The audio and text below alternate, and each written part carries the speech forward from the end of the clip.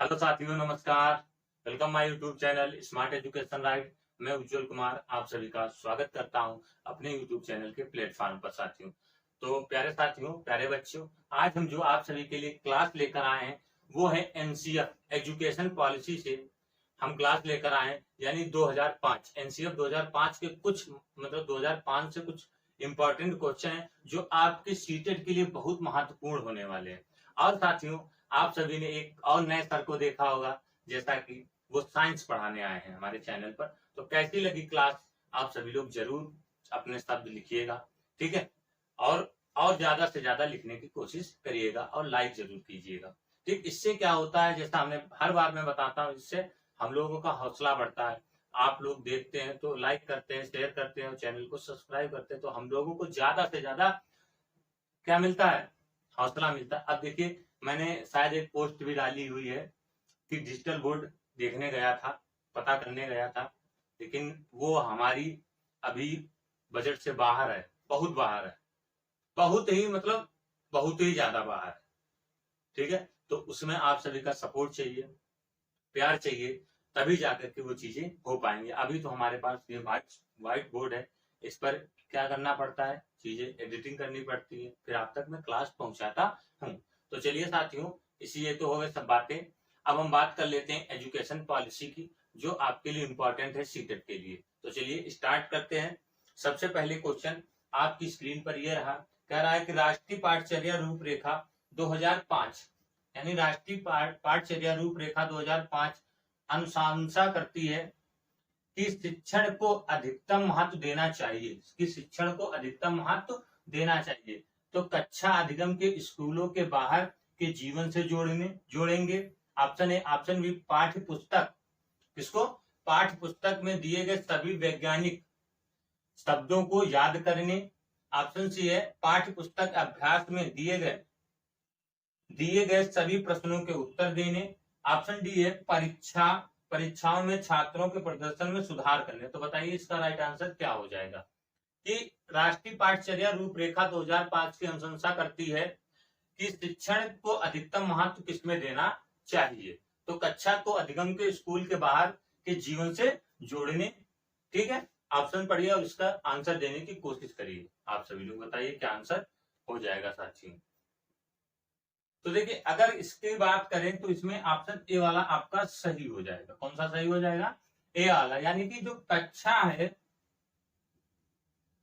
और अधिगम, तो आप किसको जोड़ोगे, यानी कि बच्चा है, अगर उसको आप स्कूल के बाहर के जीवन से जोड़ोगे तो जल्दी चीजें पकड़ लेगा और सीखेगा। तो यानी कि एनसीएफ जो 2005 कहता है, ठीक है, एनसीएफ 2005 तो क्या कहता है कि कक्षा अधिगम को स्कूलों के बाहर जीवन से जोड़ने अधिकतम महत्व देना चाहिए। अगर बच्चा पढ़ रहा है तो उसको बाहर के जीवन से जोड़ने में अधिक महत्व देना चाहिए, जिससे बच्चे को क्या करना पड़ेगा, सीखने में आसानी हो जाएगी। साथियों, समझ रहे हो ना, कि रटने की विधि से सीखने में परिवर्तित करने, मतलब रटने की बजाय किस पर जोर देना है आपको, सीखने पर, सिखाने पर, ठीक है। सिखाने पर मतलब कि बच्चे को जोर डालना है, जो उसमें परिवर्तन करना है, रटने की बजाय। मतलब बच्चे को आप कोई चीज रटा नहीं सकते, लेकिन सिखा सकते हो, किससे, बाहरी जीवन से जोड़ करके, ठीक है। विविध आवश्यकताओं को संबोधित करने के लिए, विविध आवश्यकताएं होगी, उनको क्या करने के लिए, संबोधित। वास्तविक परिचायकता के साथ कक्षा शिक्षण को जोड़ने में, प्राकृतिक जिज्ञासा हो गया, ठीक, सौंदर्य बोध, रचनात्मक। तो आप ये सब करके बच्चे को क्या कर सकते हो, उसको बाहरी जीवन से जितना आप जोड़ोगे उतना बच्चा सीखेगा। तो इसका राइट आंसर कौन सा हो जाएगा, ऑप्शन नंबर ए वाला सही हो जाएगा। ये एनसीएफ 2005 कहता है, यानी कि एजुकेशन पॉलिसी कहती है, ठीक है। आपको बच्चे को रटाना नहीं है किसी भी कीमत पर। अगर बच्चा रट लेगा तो रटी हुई चीजें क्या रहती, कुछ समय के लिए याद रहती और कुछ समय के बाद क्या हो सकती है, वो भूली जा सकती है। लेकिन सिखाई हुई चीजें, क्या की हुई चीजें, सिखाई हुई चीजें बच्चा कभी भूलेगा नहीं और उनको आसानी से क्या कर लेगा, याद कर लेगा साथियों, ठीक है। आगे बढ़ते हैं नेक्स्ट क्वेश्चन की तरफ। अगला क्वेश्चन है, राष्ट्रीय पाठचर्या रूपरेखा 2005 के अनुसार विद्यालयों में गणित शिक्षा का मुख्य कौन सा है, ठीक है। तो शिक्षा का मुख्य कौन सा है? तो बताइए इसका राइट आंसर क्या हो जाएगा एनसीएफ 2005 के अनुसार। बच्चे के चिंतन का गणितीकरण करना, ऑप्शन बी है गणित अध्ययन का एक अनिवार्य विषय होना चाहिए, गणित को बच्चों के दैनिक जीवन का अनुभव से संबंधित कराना, ऑप्शन डी उपयुक्त सभी। बताओ इसका राइट आंसर क्या हो जाएगा?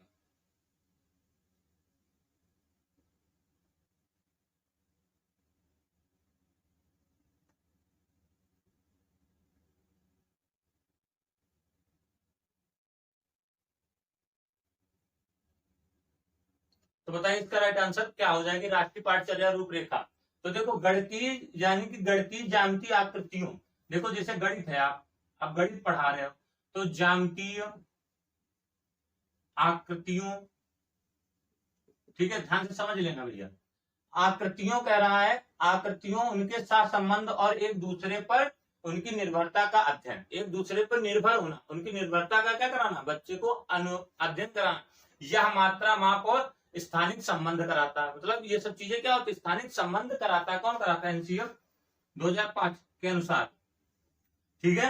तो कराता है। देखो माध्यमिक स्तर की शिक्षा, अगर माध्यमिक स्तर की शिक्षा गणित एक अनिवार्य विषय है, आप अगर माध्यमिक स्तर में पढ़ाओगे तो जो गणित एक है वो कैसा हो जाएगा? अनिवार्य विषय हो जाएगा। कैसा विषय हो जाएगा? अनिवार्य विषय हो जाएगा साथियों, ठीक है। और 2005 के अनुसार स्कूल में गणित की शिक्षा, मतलब 2005 के अनुसार गणित की स्कूल का मुख्य लक्ष्य बच्चों के विचार प्रक्रिया में गणितीकरण करना है। मतलब 2005 कह रहा है कि बच्चों में क्या करना है, उनमें गणितीकरण करना है,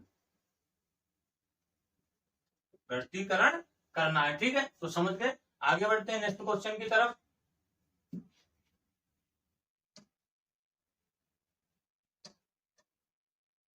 अगला क्वेश्चन देखिएगा, कह रहा है एनसीएफ 2005 के अनुसार शिक्षा की भूमिका एक रूप में होती है, तो किसके रूप में होती है? मार्गदर्शक, मूल्यांकनकर्ता, समन्वय या उपरोक्त सभी। तो बताइए इसका राइट आंसर क्या हो जाएगा? कि मतलब जो गणित एनसीएफ 2005 है के अनुसार शिक्षक की भूमिका एक के रूप में होती है। किसके रूप में होती है? मार्गदर्शक, मूल्यांकनकर्ता, समन्वयक या उपरोक्त सभी।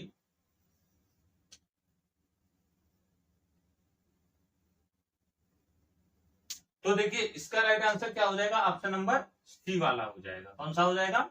सी वाला। यानी कि एनसीएफ के अनुसार एक शिक्षक की भूमिका अधिगम के ऐसे वातावरण का निर्माण करना होता है, इसका अधिगम के एक ऐसे वातावरण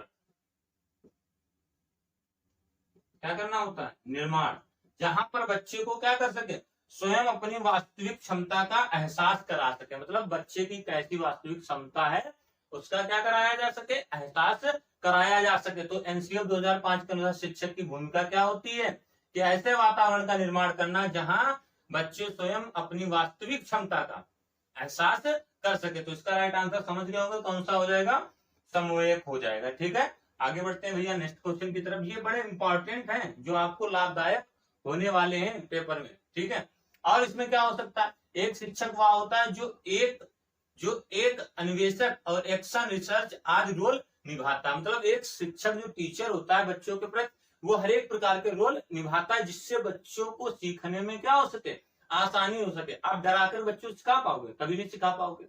मार्कर सिखा सकते हो? नहीं सिखा सकते हो। इसीलिए क्या हो सकता है, कक्षा 1 से 5 के बच्चों को हमेशा किससे पढ़ाना? खेल कूद मनोरंजन के साधन से बच्चों को सिखाया जाता है। अगर बच्चों को डांट दोगे तो अगले दिन से स्कूल आना बंद कर देगा, फिर किसको पढ़ाओगे? है ना। इसीलिए बच्चों की डर की भावना उत्पन्न नहीं करनी चाहिए किसी भी कीमत पर। आप लोग तो मान लो टीचर बनी गए हो, आप लोग बहुत सारे लोग पढ़ाने भी जाते होंगे, तो आपको खुद ही सोचना चाहिए कि जो प्राइमरी स्तर के बच्चे होते हैं उनको आप कभी मार करके नहीं पढ़ा सकते हो, ठीक है। आगे बढ़ते हैं अगले क्वेश्चन की तरफ। चौथा है क्वेश्चन, एनसीएफ 2005 के अनुसार एक सामान्य पहलू है, मतलब अनुसार फिर डैश एक सामान्य पहलू है जो बच्चों के लिए शारीरिक असुविधा है, शारीरिक क्या है? असुविधा है। बताइए इसका राइट आंसर क्या हो जाएगा? आप सभी के सामने है। विद्यालय स्टाफ की देखभाल, विद्यालय की उपलब्धता में निकटता, अच्छी तरह से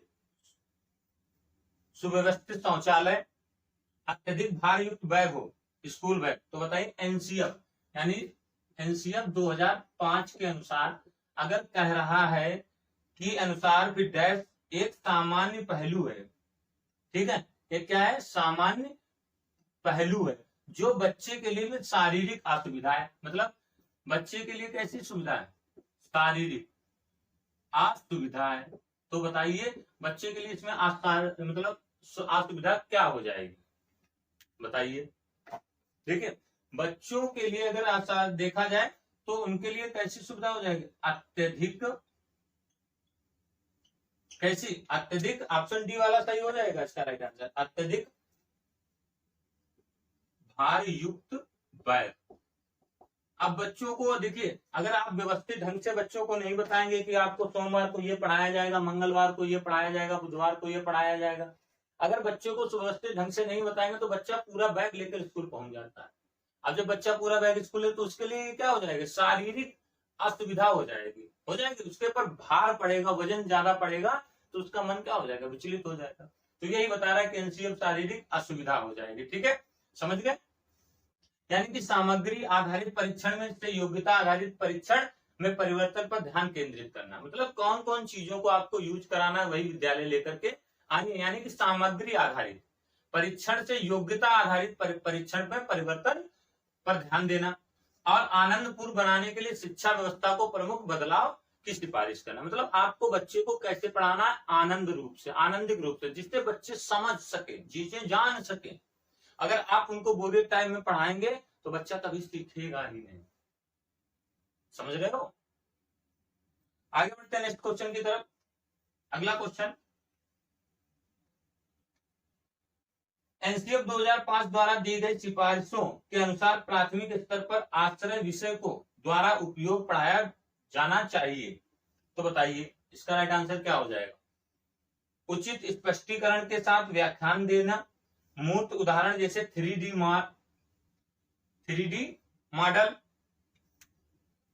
ऑप्शन सी है यानी कि दुनिया भर के आश्रयों का अवलोकन, उपरोक्त सभी। तो बताइए इसका राइट आंसर क्या हो जाएगा? बताइए आप सभी लोग। तो देखिए अगर एनसीएफ 2005 की बात करोगे, एनसीएफ 2005 के अनुसार द्वारा दी गई सिफारिशों के अनुसार प्राथमिक स्तर पर आश्रय विषय को, यानी कि जैसे मूर्त उदाहरण, कैसे उदाहरण? अब क्या करना है? 3D मॉडल बना करके बच्चों को क्या कर सिखाया जा सकता है। जैसे आप बच्चों को 3D मॉडल, कैसे एक क्ले होता है, क्ले में बच्चे की आंख देखो दे दिया जाता है, छोटा सा क्ले आता है कि नहीं, मार्केट में आता होगा, तो वो कैसा, तो उसमें आकृति बनाई जा सकती है। अब बच्चे को उसकी सहायता से सिखाओगे कि बच्चे को तुरंत, क्योंकि वो ऐसे पदार्थ वो होता है उसको तुरंत मिटा दिया जाता है और नई वस्तु बनाई जा सकती है, मार्केट में मिल जाता है।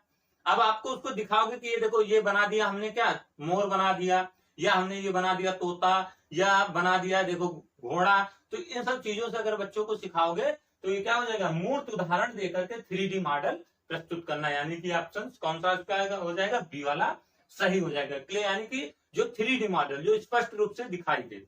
ठीक है, तो इसका ऑप्शन कौन सा हो जाएगा? ऑप्शन नंबर डी वाला सही हो जाएगा। अरे सॉरी, बी वाला सही हो जाएगा। ठीक है, हो सकता है कभी कभी गलतियां हो जाती हैं। देखिए इंसान गलतियों का एक पुतला होता है, तो गलतियां होती हैं और गलतियों को सुधारा जाता है। ठीक है, अगर हमसे कोई गलती हो रही है तो आप जरूर बताइएगा, हम उसको सुधारेंगे, कोशिश करेंगे बिल्कुल। या कहीं पर पढ़ाते वक्त कोई वर्ड गलत निकल जाए तो उसको आप लोग कमेंट करके जरूर सजेस्ट करिएगा। ठीक है, कोशिश यही रहती कि अच्छे से अच्छा, बेहतर से बेहतर पढ़ाया जाए। ठीक है, डिजिटल बोर्ड के लिए गया तो था देखने के लिए, क्योंकि एक कंपनी से बात हुई तो वो जबरदस्ती बुला रहे थे, सर आइए आइए, तो उनको चलते हैं, देख कर आते हैं, है ना, क्योंकि अभी तो इतनी हैसियत है नहीं कि डिजिटल बोर्ड खरीदा जा सके। तो आपकी मेहरबानी रही तो जल्द वो भी पूरी हो जाएगी साथ। ठीक है, तो चलते हैं, चलिए अगले क्वेश्चन की तरफ देखते हैं।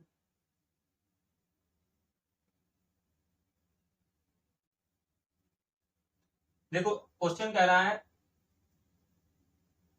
क्वेश्चन नंबर 6 है, एनसीएफ 2005 के अनुसार निम्नलिखित में से कौन सा एक बड़ा परिवर्तन नहीं है? बताइए, एनसीएफ 2005 के अनुसार कौन सा एक बड़ा परिवर्तन नहीं है? शिक्षक केंद्रित से शिक्षार्थी केंद्रित, मतलब शिक्षा यानी टीचर केंद्रित होगा तो शिक्षार्थी केंद्रित होंगे, ठीक है। शिक्षार्थी स्वतंत्रता से शिक्षक का निर्देशन, यानी कि शिक्षार्थी जो होगा स्वतंत्रता से क्या करेगा, से शिक्षक का निर्देशन,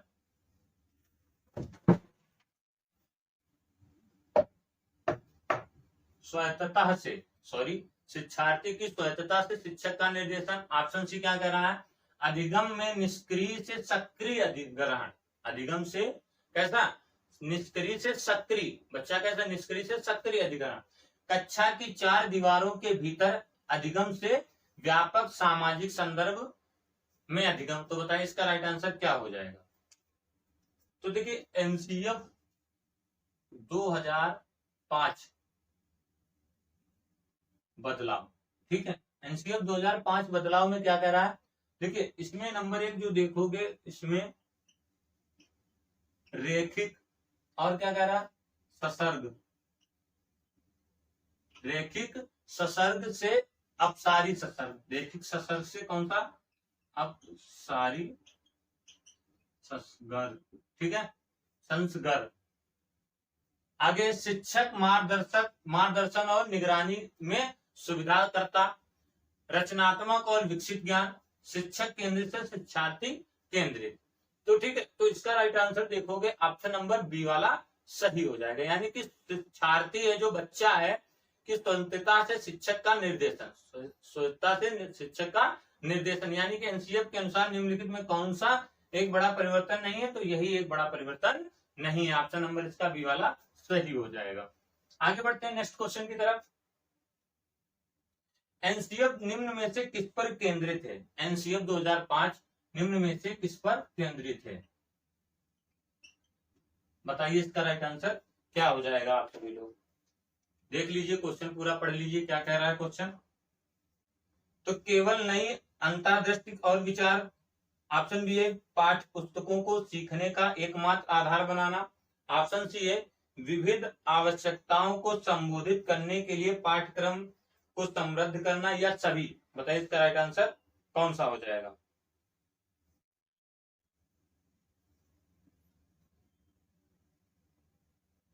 तो बताइए इसका राइट आंसर कौन सा होने वाला है?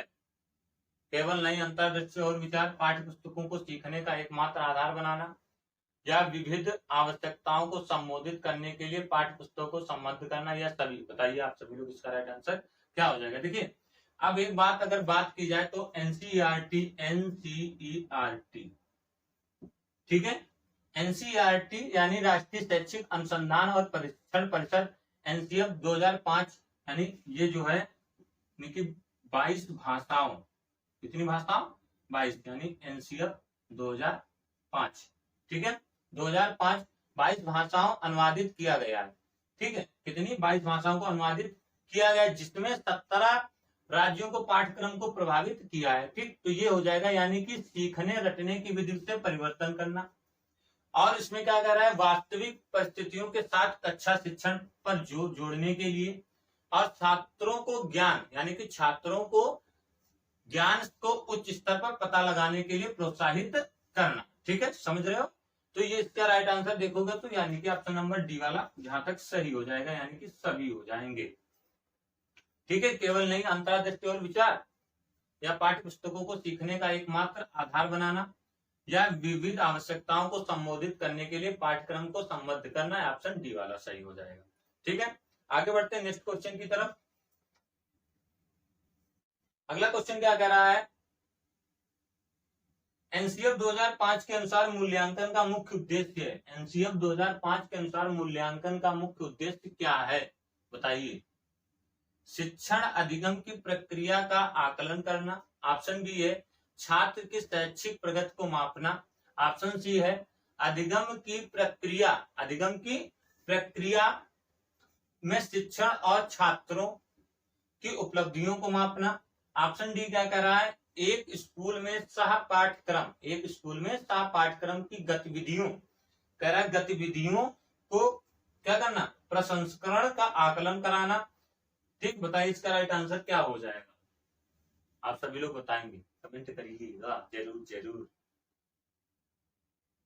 तो देखिए इसका राइट आंसर ऑप्शन कौन सा हो जाएगा, सी वाला सही हो जाएगा। सी वाला क्या कह रहा है, अधिगम की प्रक्रिया में शिक्षक और छात्रों की उपलब्धियों को मापना, मतलब कैसा शिक्षक है और कैसे छात्र है, तो उनकी उपलब्धियों को क्या किया जाएगा, मापा जाएगा। ठीक है साथियों, तो आज शैक्षिक योजना के बारे में विश्वसनीय निर्णय लेना, चिंतन प्रक्रिया पर महत्व देना और स्मरण पर महत्व देना, तो ये है इसका मूल्यांकन। ठीक है, इसका क्या है मूल्यांकन,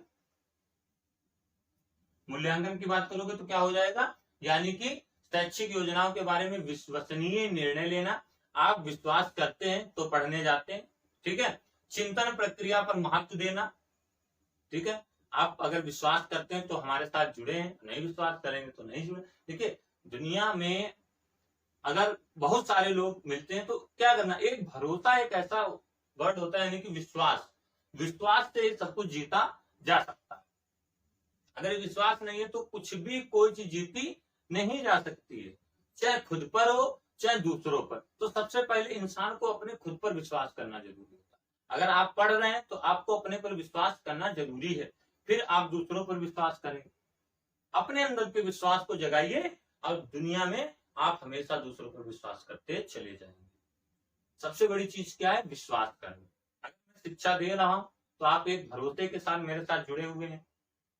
ठीक है, और कोई भी हो अगर आपके साथ मैं जुड़ूंगा तो एक विश्वास के साथ। विश्वास एक ऐसा वर्ड होता है जो हमारे रिश्ते को क्या करता है, मजबूत बनाता है। कोई भी रिश्ता हो, चाहे घर का हो, चाहे कहीं का हो, चाहे बाहर का हो, किसी भी प्रकार का रिश्ता हो तो उसमें विश्वास होना बहुत जरूरी है। ठीक, बाकी भरोसा से ही सब कुछ जीता जाता है, उसके अलावा और कोई शब्द नहीं है दुनिया। आप कहीं भी किसी से पैसा लेते हैं या देते हैं तो एक विश्वास पर तो लेते देते हैं। 1 लाख रुपया किसी ने दे दिया, आप भरोसा रखे आपको इतनी तारीख को दे दिया जाएगा। या कोई चीज आप दे रहे हैं या कोई चीज पढ़ा रहे हैं या कुछ भी है तो वो एक विश्वास पर ही चलती है। अगर विश्वास पर खड़े नहीं तो विश्वास टूटता है, या किसी के साथ विश्वासघात हो गया तो विश्वास टूटता है। अन्यथा आपको हर एक चीज पर विश्वास करना चाहिए। आप कोई चीज खरीदने मार्केट में जाते हैं तो विश्वास होता है तभी तो लेकर आते हैं, ना विश्वास हो तो क्या नहीं लेकर आएंगे। ठीक है, कहते हैं वर्जिनल और लोकल, हम ही लोग तो हैं चीजों को वर्जिनल बनाने वाले और चीजों को लोकल बनाने वाले, है या नहीं है, बताइएगा आप सभी लोग। तो ये हो गया, इसका right answer option number C वाला हो जाएगा। ठीक है, आगे बढ़ते हैं। 9 नंबर का क्वेश्चन है। 9 नंबर का क्वेश्चन क्या कह रहा है बताइएगा, कह रहा है एनसीएफ 2005 की कितनी विधियों पर जोर देता है। एनसीएफ 2005 कितनी विधियों पर जोर देता है, बताइए आप सभी लोग। एनसीएफ 2005 है तो कितनी विधियों पर जोर देता है, 4 5 3 2, बताइए। देखिए एनसीएफ 2005 जो है ये आपको कितनी विधियों पर जोर देता है, ये 5 विधियों पर जोर देता है। कैसे, यानी कि करके सीखना, करके सीखना नंबर 1। मार्कर में इंक नहीं डाल पाए, इसलिए मार्कर मेरे खराब चल रहे हैं, एक तो हिंदी वाले सर लेकर चले। ऑप्शन नंबर 2 यानी कि निरीक्षण, क्या करना, निरीक्षण विधि, नोट कर लीजिएगा। ऑप्शन 3 है परीक्षण विधि, और आगे आपका है सामूहिक विधि।